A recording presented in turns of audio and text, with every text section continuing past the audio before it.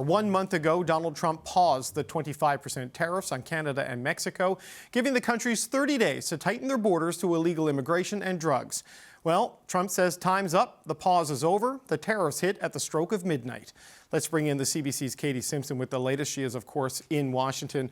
Okay, Katie, walk us through what Trump is saying at this point. Yeah, the thing is that if Trump doesn't change his mind between now and midnight, it looks like those tariffs are a go. If you feel like you've seen this movie before, we have. This is sort of what happened in the lead up to the last tariff threat that ultimately got delayed by a month. But it certainly is the worst case scenario for both Canada and Mexico. This will have a devastating effect on Canadian jobs, on the Canadian economy, and it will have a devastating effect on the economy in the United States, too, at least in the short term, very much so, with prices going up, with concerns about what's going to happen to jobs in the auto sector. Again, if Donald Trump does go ahead with this plan. Here's what he said in the Oval Office this afternoon. He was actually at an event where he was announcing a very significant investment in the U.S. semiconductor sector to create, he says, upwards of 25,000 jobs and increase the production of semiconductors in the United States. And sort of speaking to the broader picture theme about how if companies want to avoid tariffs, they need to set up shop in the United States, create those jobs, and invest in America. So that is the event where Donald Trump was asked about his plan to go ahead with tariffs on Canada, Mexico, and China. Have a listen. Very importantly, tomorrow tariffs 25% on Canada and 25% on Mexico, and that'll start.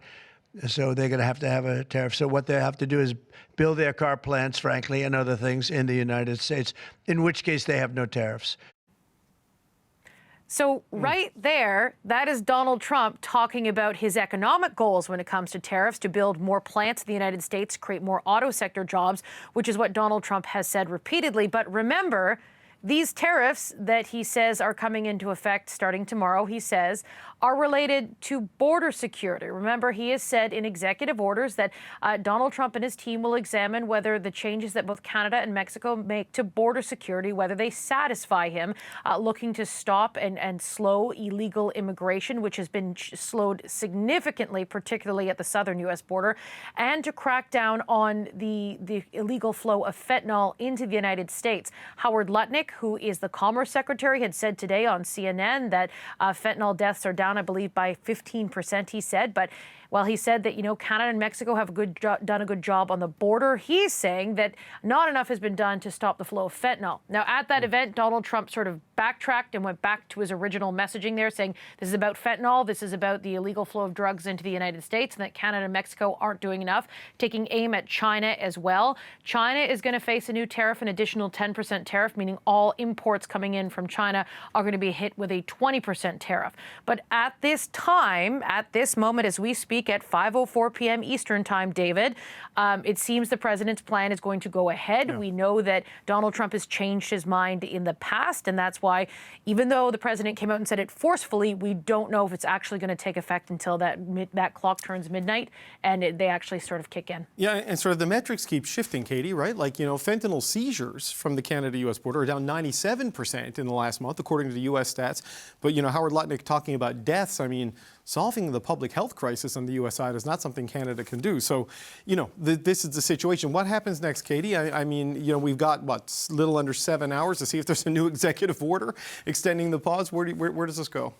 Well, the thing is, that's the big thing, right, David? It's that shifting goalposts. This has been sort of the concern from the very beginning.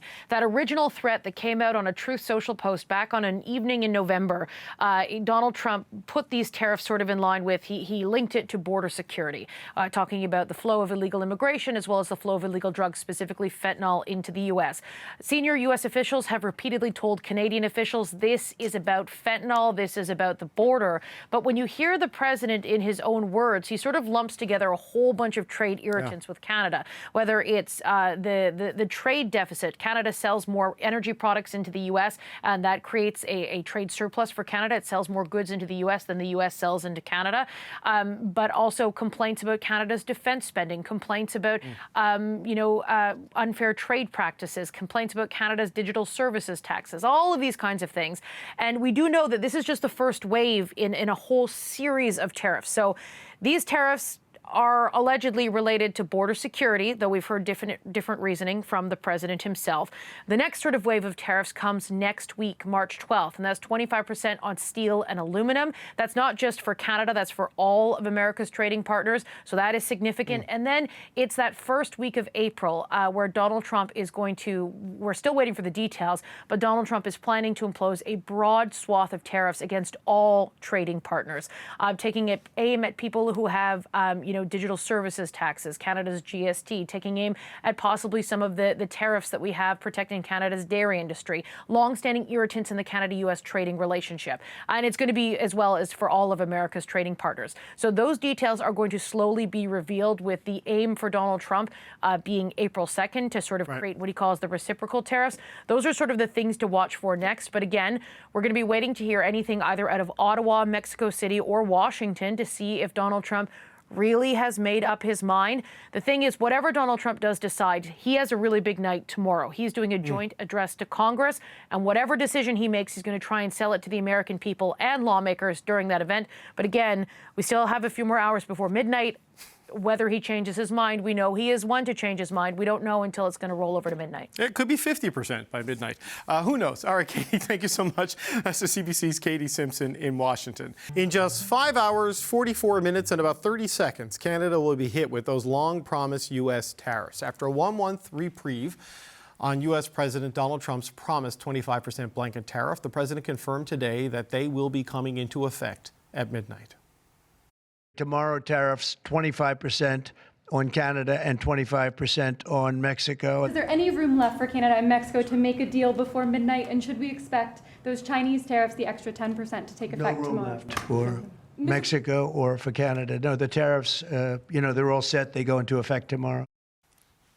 Minister of International Trade Mary Ng joins me now. Minister, welcome back to the show. Thanks for being here today. Always good to talk to you, David. The president says there's no room left. There's no way to avoid this, no chance at a deal before midnight. What is your government doing to try to prove the president wrong in the hours you have left? Well, we've been working diligently with the Americans, particularly on an issue that the president and the administration talked to us about around our borders. We've made very, very good progress there. And my colleagues have been in Washington working with the Americans very specifically on this. But look, I mean, I think our government has been very clear. We don't want the tariffs. We certainly, will continue to work right up until deadline. But should tariffs come, what we are very, very clear about is that there will be a response. Canada's response will be impactful. It will be decisive. It will be proportional. But it's $155 billion. $30 billion of it already we have published. We published this on the eve of the executive order when we received it about a month ago, but we will be ready to respond. Okay, so in the time we have left, I was reaching out to the Prime Minister's office earlier today, trying to find out if there's going to be a conversation with the president or where things might be on that front. Do you have any update on that? Do we know if Justin Trudeau and Donald Trump will speak today, or if the Prime Minister will speak with Claudia Sheinbaum of Mexico? Where are things on that front? Well, we're working at all channels with our American partners, and of course with Mexico as well. And this work will continue. We also are prepared and have been prepared to ensure that there's a response. And David, as we have been saying to the Americans, tariffs are just not a good idea. They make life more expensive for Americans, whether it's at the pumps or whether it's at the grocery stores. It makes life more expensive. And as a trading partner, where I buy more from the Americans than China, Japan, the UK, France combined, and where 70% of our exports are what the Americans will take and then add value to it. It simply is just adding cost to the Americans doing business, and it just makes no sense. Right. And no, look, I get all the economic arguments against it, but these are nominally about fentanyl and human trafficking. The latest statistics we have from the U.S. is that fentanyl seizures coming from Canada are down 97%. In January, I believe, compared to the year before. So there's some progress there on that. But Howard Lutnick said today fentanyl deaths are only down by 15%. Do you understand it to be that Canada's got to get a handle on fentanyl going into the U.S. or the number of people dying inside the U.S. from this terrible, terrible drug? Because that's a public health issue inside America, and fentanyl comes in from more places than just Canada. That's an impossible thing for Canada to solve, it seems. What is your understanding of the threshold they want you to hit? Because the president said today you haven't done it to this point. Well, we have to keep talking to our American friends, and I'm glad that you raised the statistic of what actually gets into the United States via Canada and the significant reduction. Look, we also care about this issue as much as the Americans do. Fentanyl is not something we want in this country nor in America. This is an issue that my colleagues in the public safety minister has been working very, very hard on, in addition to the borders. We have made we've been working collaboratively, by the way, with the Americans on this, and we're going to continue to do that and continue to make the case about tariffs being impactful, not in a good way, to the American consumer. But at the same time, what I have been doing as the trade minister is doing what we have been doing for the last 10 years, which is to create a trade infrastructure all around the world that gives Canadian businesses opportunities and options for diversification into those markets. And I've just returned from Australia and Singapore with hundreds of businesses that are looking into those markets to grow in addition to their positions in the United States. And I think that that is another option that Canadians really are looking to do today, probably more closely than they've ever looked at before. But, there is a reason, obviously, why Canadian businesses sell into the U.S. market. It's right there. There's pretty much a common language, a pretty understandable system of laws. It is the easier path to a profit than trying to diversify a market into Asia. The other things that this government in the United States has raised is the digital services tax, which former Finance Minister Chrystia Freeland brought in, targeting the U.S. tech giants. They don't like that. They don't like supply management. Are these things that are coming up in your conversations with the U.S.? Because they have been raising them in their media ecosystem. Are you hearing it in your conversations with U.S. officials as well? Well, we're always open to having conversations with the United States, particularly we can get around a table and try to problem solve for issues. I think that is when we are able to do our best work, when we're across the table and looking at issues that are of concern to our trading partner, in this case, the United States, as well as to Canada. We'll continue to do that work, and that work will continue. But, to the point that you made earlier, David, I want to perhaps say to Canadians that, in 2018, when we set out a goal to increase our exports to markets that are not the United States. So yes, to the Indo-Pacific and to Asia, but also to the European markets. We are on track to exceed the targets that we set out in 2018. We will exceed the target of increasing our exports beyond the United States by 50% by 2025. And I think from the tenor of the companies that I am, working with day in and day out, that they are looking at, of course, our trading partner with the United States is incredibly important, and we're going to continue to work to make sure that we have access to that market. But I think that the opportunities to work with others as well, like the Europeans, like those in the Asia Pacific and the Indo-Pacific, are just as important. And today, 10 years later, we have free trade agreements to over 65% of the world's economy. That's trade infrastructure that hasn't been there before. And I think today, as I say to companies, we've built those bridges, and we will support them as they cross that bridge into those markets. Okay, so one last question. You talk about sitting across the table from your partners. We saw on Friday in the Oval Office, they weren't sitting across the table, but they're sitting next to each other. What it can be like when you push back against this administration, when you disagree with this president, or certainly his vice president. How do you now approach the United States with what we saw between the president and Volodymyr Zelensky on Friday? There's an insight into that particular administration. Does that give you caution as you deal with them on this trade dispute?